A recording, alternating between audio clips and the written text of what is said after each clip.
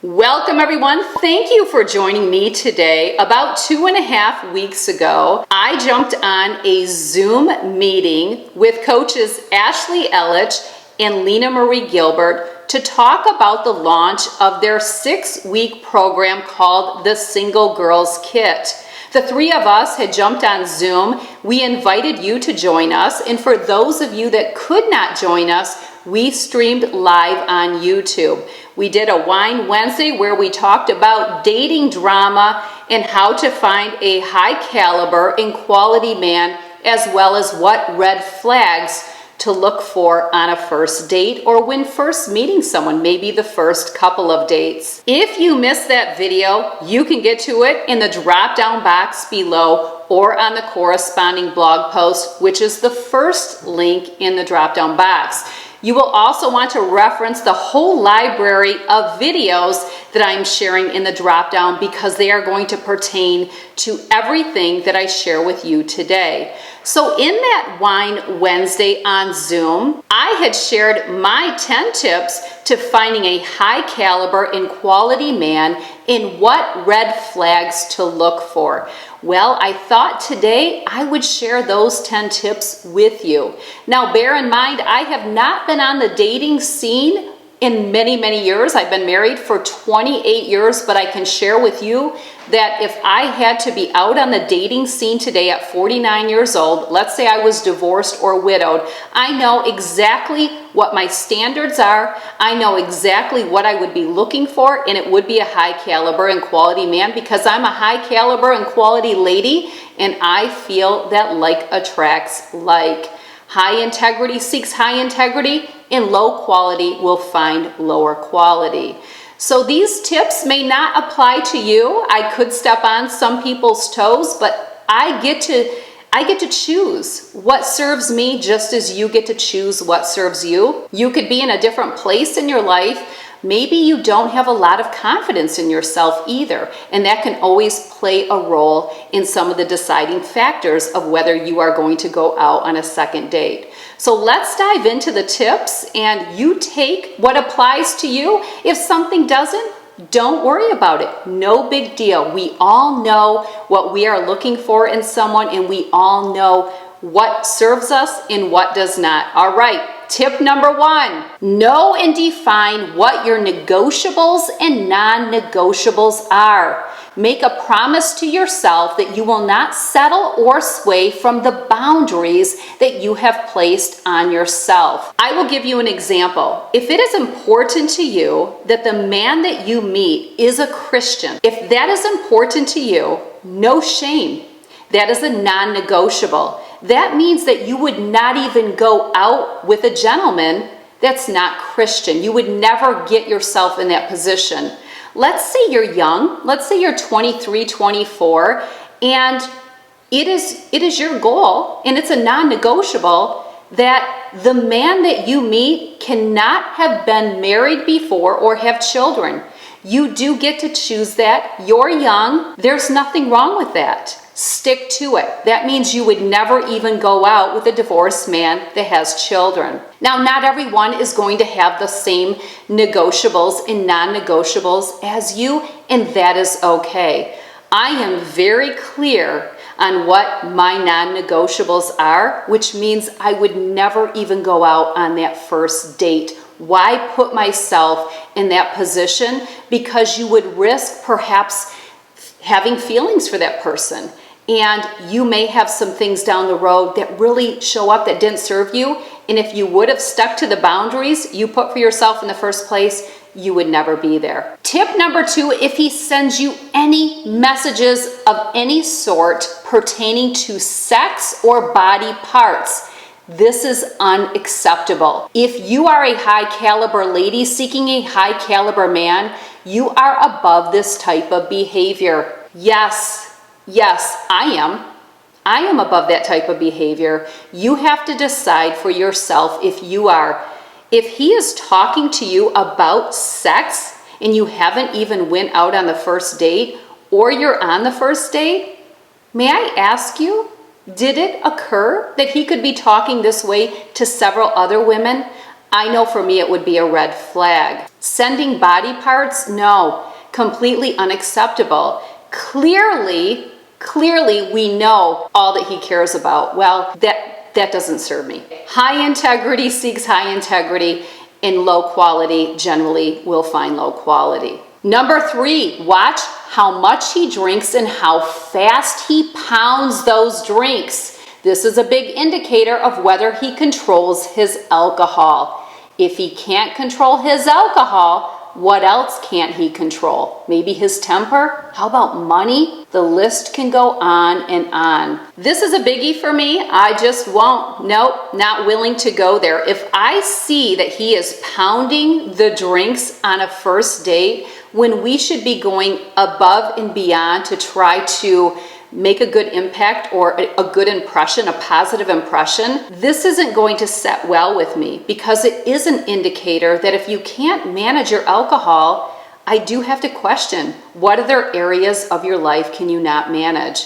Yeah, I can be a stickler. You can as well. You do get to choose these things. You do get to identify what's going to work for you and what's not. Someone who cannot control their alcohol can be a real big problem down the road. There's probably some of you shaking your head because you know and you've witnessed and you've observed. Lesson learned, doesn't serve you. Number 4, watch how much he talks about himself. A good conversationalist will always ask questions about you versus trying to sell himself like he's some amazing catch. Be an intuitive listener. If he's a real catch, he will be interested in you because he'll be a great conversationalist. Be sure to bounce back the same respect. And I do have to emphasize that, ladies. Think of this as an ebb and flow, a yin and yang. But it is very important that he is asking about you. If he's just going on and on showboating about how awesome he is and how high up in the company he is and how his boss could never get the job done without him and he had the most sales last year and he's going to meet all the quotas this year and I get free trips and this and come see my boat. No, I'm sorry. You just sold yourself down the river. You really did. He should be asking about you. This is how we get to know one another. This is how we identify if we're going to want a second date. He will ask about you, you will answer, and you will come right back with a question, and you'll get that baton going back and forth between you. That's good conversation right there. That's great people skills. That's high caliber. That's quality communicating. I have videos in the drop-down box pertaining to this. I also have a video just for the ladies on how to date with class and one for the gentlemen as well. Tips on how to show up with class on a first date. Check those out. Tip number 5, if he speaks ill of any ex-relationships, ex-wife, ex-girlfriend, someone he met online, no, this says a lot about him. Neither one of you should be talking about your past relationships, and I do talk about this in the dating videos. This is a red flag. It tells a lot about someone. If he feels comfortable enough on the first date to throw other women under the bus, what does that say about him? If you were doing it, what would it say about you? So really, a lot of these tips, ladies, apply to you as well. They really do. Number 6, one of my favorites, plant seeds. Ask lead-in questions to encourage him to share. Ask about his family, his job, his interests. If he has children, ask about them, but listen for red flags. Again, if he speaks ill of family members, bosses, coworkers, or expresses any dysfunction and drama in any of his relationships, you have to ask yourself if you want to be a part of that. If he shares that his family is dysfunctional and no one is speaking and this is happening and that, and my sister is a wreck, and this person's full of drama, whatever, what does that tell you? And are you sure you would want to enter a family like that? Believe me, I'll be honest with you. When you sign up to date someone, you're signing up for their family as well. A lot of people never considered that. Very important, very important. Yeah, you may not know what the family is like on the first date, but if you see red flags early on, you could be setting yourself up for a lot of heartache later on, a lot of stress later on, a lot of animosity and drama. So be very careful. If you come from a family that's really tight-knit and close, and you get this vibe that he just doesn't have the same type of family, you just have to ask yourself if that's going to serve you. No shame. I know friends and family will try to tell you, oh, you can't have all these expectations. Makes sense. Makes sense that a lot of people will say that to you, considering that they never had high standards. Makes complete sense. Only you can decide where your standards are, and no shame in holding those high for a high caliber and quality man. Because if you're a high caliber, confident and quality lady, that is exactly what you will get. Like attracts like. High integrity finds high integrity. Speaking of high integrity, number 7, do not offer to pay. It is his responsibility, and if he hints at all that he expects you to pay for your portion, no. Just no. I may be old school.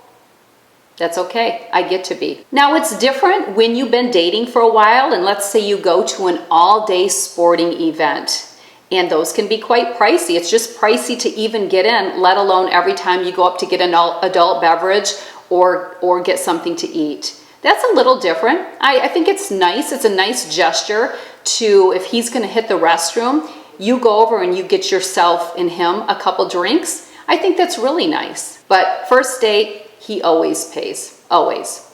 Don't even offer. Don't offer. But be thankful. Be grateful. Be gracious.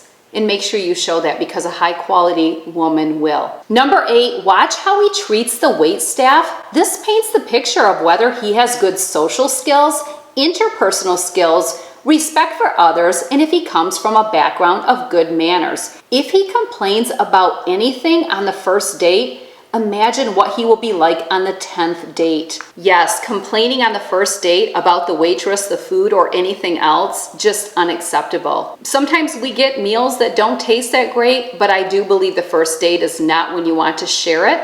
There shouldn't be any negative dialogue. It wouldn't work for me. Maybe it will for you, but I'm sharing with you, red flag. Also, cell phones should not be on the table. I talk about that in the 2 dating videos. If you need to communicate that you are waiting for a text message, let's say from a babysitter or one of your children, that's fine, but you want to communicate that up front, and then you just periodically may want to take a peek at your phone, but you have communicated. But I go in depth in the other videos that pertain to dating, and also my dining etiquette video, I talk extensively about cell phone use. But yeah, no negative dialogue at the table, especially on a first date. It's just truly a red flag. Number 9, study his focus. If he is looking around at other people, especially women, this is a huge red flag. If he feels comfortable enough to do this on the first date, what is that telling you? What is that telling you? It's just completely unacceptable. Both of you should be making good eye contact with one another. You are there to get to know one another, to see if maybe a follow-up date is in order. Very important for both of you to be looking at one another. So if you see something and it's fishy, there's a reason. There's a reason, and it's a red flag. Anything that's really a red flag on the first date is just that. And you have to decide if that's going to be acceptable or not. Number 10, do not be open to going to establishments that are of low quality. High caliber women will not subject themselves to low caliber establishments. Now, you can only hope that quality men are going to hang out in quality establishments just like quality ladies. There's no guarantee in this. We all know that. But if you are not into the club or dancing scene, then don't go to establishments that is what's going on, because it's not your style in the first place. If you want to meet someone, you put yourself in positions and establishments where there's a potential to meet someone who could be like-minded, where you could find maybe a high caliber and quality man. Steer clear of any place that you wouldn't be comfortable going to if you were in a relationship, because that's sending the wrong signal. So ladies, there's a lot that you can do on your part. It's not just all in the man's court, it's in your court as well. Also, no chasing. There's no need to chase, and really, he shouldn't have to really chase you either. If the first date goes well and you both feel a connection, it'll show, and it shouldn't be that much work. But make sure you're not following up. Let him make that first move. And even if the date didn't go well, you always want to hold your standards high and be a lady of integrity and be very grateful and make sure that you are thankful for the evening. Well, there you have it. Would love for all of you to weigh in. What are some of your tips to meeting a high caliber and quality man? What are some red flags that you would watch for? And what other tips do you have to share? I'd love for all of you to weigh in. Again, this would be me if I had to go out there today. I can't tell you that when I was dating 29, 30 years ago that I applied all these rules. I can't say that because I was in a different place, but I know where I am today. I'm a confident and bold woman, and you can be too. Hold your standards high. Hold your standards high, and you will find the person that serves you.